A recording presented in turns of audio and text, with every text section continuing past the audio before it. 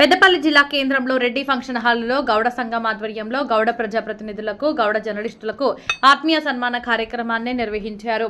గౌడ సంఘం ప్రత్యేకంగా 2025-2026 సంవత్సరంలో గెలుపొందిన ప్రజాప్రతినిధులకు ఆత్మీయ సన్మాన కార్యక్రమాలు నిర్వహించి ప్రజాప్రతినిధులను జర్నలిస్టులను ఘనంగా సత్కరించుకున్నారు.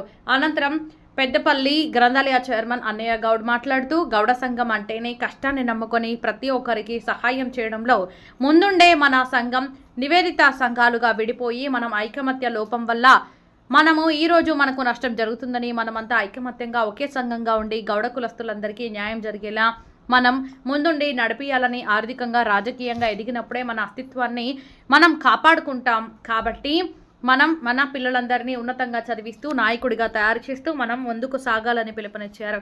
ఈ కార్యక్రమంలో జిల్లా గౌడ సంఘం నాయకులు, గౌడ సర్పంచులు, ఉప సర్పంచులు, కౌన్సిలర్లు, ప్రజాప్రతినిధులు, గౌడ ప్రింట్ అండ్ ఎలక్ట్రానిక్ మీడియా ప్రతినిధులు పాల్గొన్నారు. గ్రామ పంచాయతీ ఎన్నికలు, మున్సిపల్ కార్పొరేషన్ ఎన్నికల్లో సర్పంచులుగా, కార్పొరేటర్లుగా, కౌన్సిలర్లుగా, వార్డు సభ్యులుగా, ఉప సర్పంచులుగా గెలిచి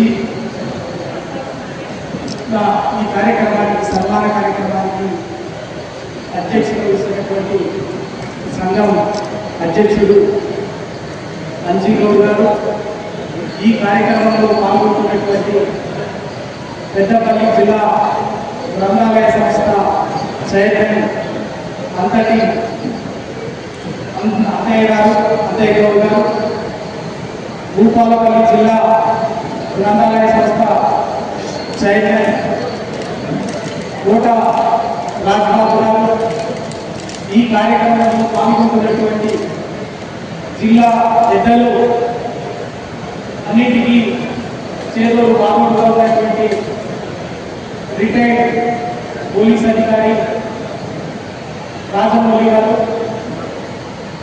వ్యవసాయ శాఖ జాయింట్ డైరెక్టర్ రాజన్న గారు, సర్పంచుల జేఏసీ రాష్ట్ర అధ్యక్షులు సూరి యాదయ్య గౌడ్ గారు, సారన్న గారు, ఈశ్వర్ గౌడ్ గారు, ఇంకా వేదిక పైన ఉన్నటువంటి గౌడ జాతి బిడ్డలు, పెద్దలు, వేదిక ఉన్నటువంటి గౌడ జాతి అక్క చెల్లెలు, జర్నలిస్టు మిత్రులకి అందరికీ వేరు ఒకసారి నమస్కారం.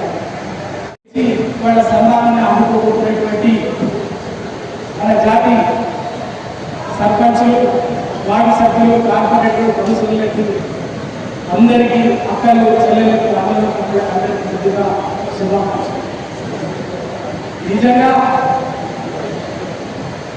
ఈరోజు పెద్దపల్లి జిల్లాలో ఈ సమావేశం జరుపుకోవడం అనేది చాలా సంతోషం. మన వాళ్ళు మాట్లాడుతూ అక్కడక్కడ కొంత అసహనాన్ని, కోపాన్ని, అసంతృప్తిని, బాధని, ఇంకా మన ఐక్యత లేదు అనేటువంటి ఆవేదన వచ్చింది. నిజంగా మీరు ఏదైతే అంటున్నారో మీ ఆవేదన ఏదైతే ఎవరికి తోచిన పద్ధతిలో వాళ్ళు పనిచేయచ్చు, కానీ ఎవరికి ఒకరు వ్యతిరేకంగా పనిచేయదు. అవకాశం వచ్చినప్పుడల్లా, సందర్భం వచ్చినప్పుడల్లా, అవసరమైతే అందరూ ఒకటిగా పనిచేయడానికి సిద్ధపడాలి.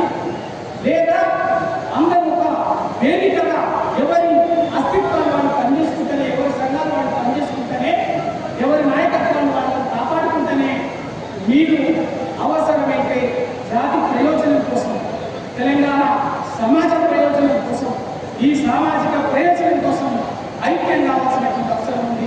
లేదా సమాంతరంగా పనిచేయాలి, కానీ ఒకరినొకరు వ్యతిరేకంగా విమర్శలతో పనిచేయవచ్చు. ఆ విధంగా చేసినట్లయితే విమర్శలకు లోనవుతారు.